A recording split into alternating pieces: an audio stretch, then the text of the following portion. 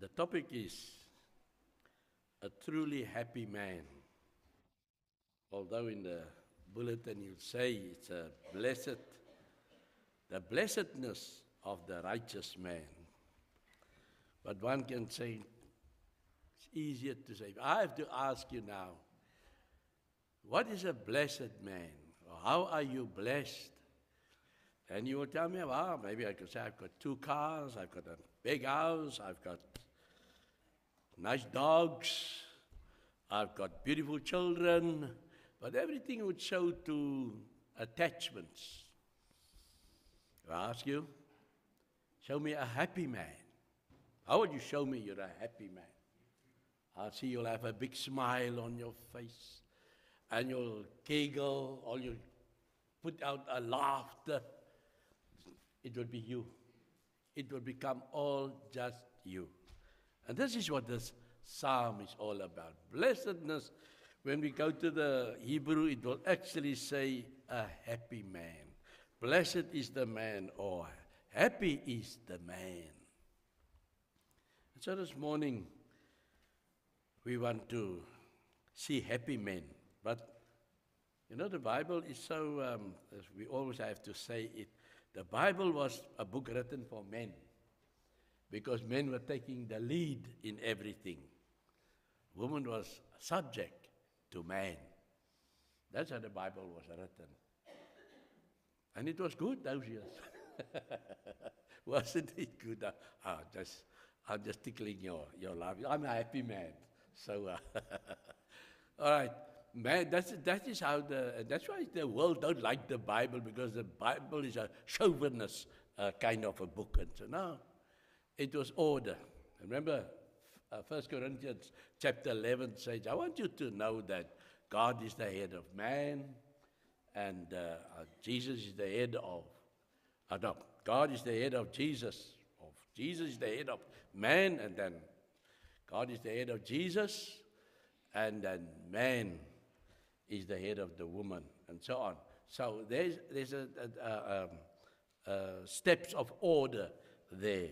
And that is the overlying point of the Bible, that it's a book of order. And man, when they want to discard the Bible, they bring in disorder. But when we read that blessed is the man, in the same way, one can say it's mankind. Mankind, because we are all made, which in Greek was anthropos. And so we are all from the earth. We are all from the earth, we are man. And we are there to the glory of God. And so when it says here, blessed is the man, it means truly the man that is happy.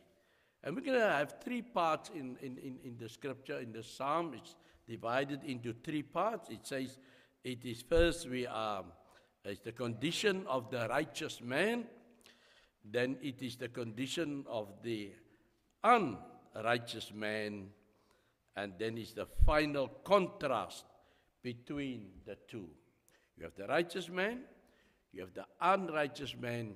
Finally, we'll look at the contrast between the two of them.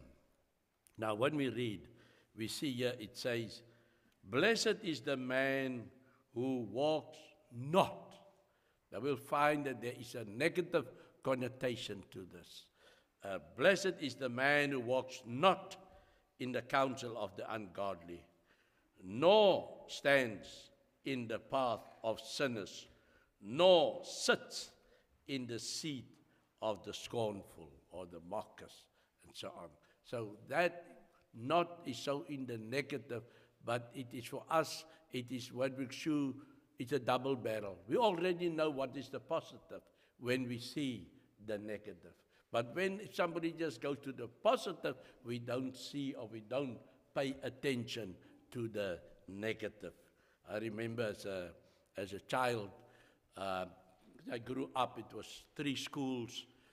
There was a Roman Catholic school, and there was the Anglican school, and there was the Dutch Reform school. So I first started off in Anglican, and then I went to the new school that was built, the Dutch Reform. So we were in schools, church schools. And let's look at all our parents were more or less in the same age, and their children was all in the same age. And they were, well, we were in different schools. But I always know my mother would always say when it come to the reports time, and then everyone would boast about their children. And my mother, if I now bring in my report, then my mother would say, why are you not like Arthur? Like his surname was Johnson, Arthur Johnson. He's first in class. So guess when it's next time, exam time, then I tried to be first in class. He was in a Roman Catholic school. I was in the Dutch Reform school. And I could never, only when I was in standard 4, grade 6, was the first time I could get to first place in the class. And that was also because of a challenge when the teacher said, I'll give, I think it was 2 rand that time. I'll give a 2 rand to the one. There's still the big paper money 2 rand. Not the small 2 rand that we have now. Blue 2 rand. And so we could all get the 2 rand if you get first in class. And I made it that year because of money. But I know the negative what my mother always drove is she compared me with someone else. And that brings then out the best in me. You see? So the same is here in this psalm. It starts off with the negative to bring out the best in us. So blessed is the man that walks not in the counsel of this is now this person's character. You see, he does not walk in it says,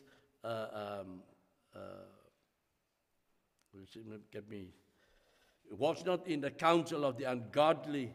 He does not, as you say, he does not take counsel from people that are sinners. We've got to get our manners of life in order. We know, when we go to the book of Proverbs, chapter 1, it would always tell you that, my son, when you go out with your friends, be careful. See? He also, in that sense, say, this is what the friends will do, so that you do not go in the same way. Who walks not in the counsel of the ungodly. Counsel means we do not lend our ears out to those with the wrong intentions. And you find yourself mixed up with people with the wrong intentions. That means you'll also go that way. If it says, nor stands in the path of sinners. So even if we know that children or people are sinful, we can see by the works that they are doing, we can see by the way they are living, that they are in the sinful world. But if you mix yourself with them, like you say, in Afrikaans, as jy met die semels meng, dan vreet die varke jou op. If you mix yourself with the pig's food, the pigs will eat you up. I don't think that's the right connotation, but straight translation from Afrikaans. But I know the Afrikaans speakers knew what they were saying. So if you mix yourself with bad friends, you will turn out to be bad also. And this is one step ahead what the Bible is giving us here. Nor sits in the seat of the scornful. And you can see sit. First you was walking, then you were standing, and now you're sitting with them. And so the Psalm chapter 1 wants to bring this attention to us that we should be not doing which the other people is doing. And then it comes to, but his delight is in the law of the Lord. And here again we need to understand that is why this person is not walking, is not standing, and is not sitting in the way of the world. His delight is in the Psalm 119. Every 8th verse gives you an admonition, gives you an indication of what the word of the Lord is. just as it is said here, but his delight is in the law of the Lord. Psalm 119 verse 16 says, I will delight myself in the statutes. Statutes is like the law or the commandments. I will not forget thy word. When you, I love Turkish delight. I hope you know what Turkish delight is. It's a very soft chocolate inside and it's covered with chocolate, but it's like the name says, Turkish delight is lekker. It's nice. When you eat one, you want the next one also. And by the fifth one, you say, I think I've had enough, maybe. It's a very nice sweet. So I look at when I hear this word, delight, it's like this chocolate. The word of the Lord to me is like a piece of chocolate which I call Turkish delight. So this is what the word of the Lord is to the person that do not walk and stand and sit in the way of those that are ungodly. My delight is in thy statutes. Verses 24 would say of Psalm 119, my testimonies also are my delight. Thy testimonies also are my delight and my counselors. In other words, you're taking the word of God to show you direction. A counselor is one that have talk with you to bring you from your depression into a light-hearted moment, to bring you where you are struggling into where you can overcome your struggles. It's somebody that you can pour out your problems and he will put you on a good standing. Counsel, that's what the word of God is. Testimonies also are my delight and my counselors. Verse 35, we'll not go through the whole, I just chose these three from the beginning. Verse 35 of 119, make me to go in the path of thy commandments, for therein do I delight. The psalmist is pleading, make me to go in the path of thy command. Make me. He's pleading that take me by the hand and make me to walk. For look, he's not going to resist because he finds delight in that God or the word is going to be your leadership. Jeremiah 15 and verses 16 puts it in this way. Your words were found and I ate them. And your words became to me a joy and the delight of my heart. For I am called by your name, O Lord God of hosts. I did not sit in the company of revelers, nor did I rejoice. I sat alone because your hand was upon me, for you had filled me with indignation.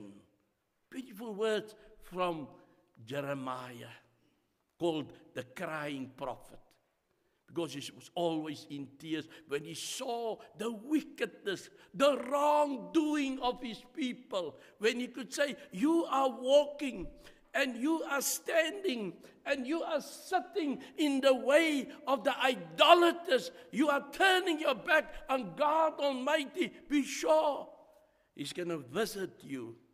But he himself can say, your words were found and I ate them, and your words became to me a joy and a delight in my heart. He said, but this delight is in the law of the Lord, and in his law he meditates day and night. It becomes like a habit, day and night. It reminds me, as we've had last Sunday, we had there to be a Daniel, and we find when Daniel heard that there was a proclamation that everyone that worships God Almighty and go against the king's wishes, there's punishment. The lion's den will be waiting for him. And it says Daniel went into the window and he went to pray. He knelt down and he prayed to his God as he's been usually doing it. It was his habit. And here it says here, the psalmist would say, and his law, and in his law he meditates day and night. Things should not be strange for us. When nighttime comes, we would automatically bend our knees. When we wake up in the mornings, automatically we say, thank you, Lord. When a plate of food is placed, we pray. When everything somebody gives you, we say, thank you, or do we just take? God is more than the friend that we say, thank you for a good deed done. If we know we can say to a friend, thank you for a good deed done, what about God Almighty? He do so much for me.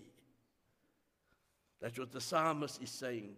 His delight is in the law of the Lord, and in His law he meditates day and night. And he shall be like a tree planted by the waters.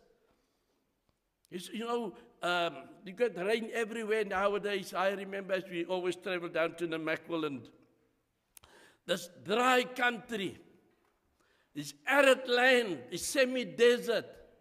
But as you come along, you see a row of trees.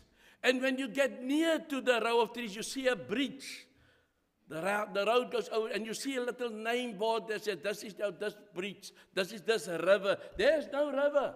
But there's a notice to say, here is a river, now and then. But the indication is there's a row of trees. That's about all that you can see to indicate there is water somewhere there. Maybe below the ground, there is water. And so the psalmist is not wrong when he says, he shall be like a tree planted by the rivers of water. And whereas David was growing up there in Palestine, where it is like the Macmillan. There's not much more desert than it was. In fact, as we understand now about Israel, got more of the arid land, the semi-desert than the like where Hamas is. They've got fertile grounds, the plains there, and they've got the sea where only the river Jordan is giving life here on the one side. So David knew what water means to a tree. Therefore, he made the symbol. He would be like a tree planted by the waters. And then we have this that brings forth its fruit in season. His delight is in the law. He is like a tree planted by the waters, and he brings his fruit because there's prosperity for the one that lives with God. There's prosperity for the one that do not walks, stand, and sit in the way of sinners. He brings his fruit in due season, depicting a life which heals something worthwhile, providing blessings to himself and to others. When you are like that tree, you are a blessing to your community, you can say here to the church, to your community, in your work situation, wherever you find yourself, because you are like a tree planted by the waters that brings forth its fruit in the season, and whose leaf also does not wither. The tree's roots near a river is not likely to be affected in drought. No matter the adverse conditions, we find low rainfall, but that tree that is planted by the waters, there is a source for him. You get storms. Nowadays you get so many storms that the rain takes away most of the top layer of ground. But the trees will remain standing because they are rooted. They were always near the water. They were not oppervlakkig level with the sand that the storms can just take away with the sand. Because their strength comes from God's word. We must be like that tree. And whatever it does shall prosper. Now we find that the psalmist is changing from the tree to himself. All the way to saying, making us the example of the tree And now he's saying, and whatever he does shall prosper. Take the lesson from the trees telling us. You can be the tree of life, or like a tree that's giving life, if you are planted by the waters. The ungodly are not so. Now we're coming to our second point. The ungodly is not so. It says here, but they are like the chaff which the wind drives away. And here the psalmist is making the example. He's not even using the leaves, because he's going to the chaff which are used to, when they do the harvesting, they will separate the corn from the chaff. And so I'm looking now for my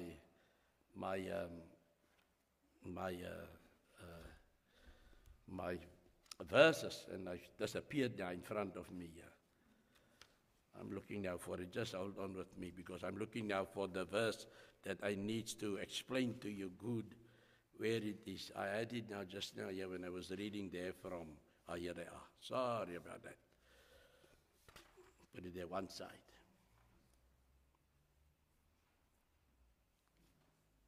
Let me just get me.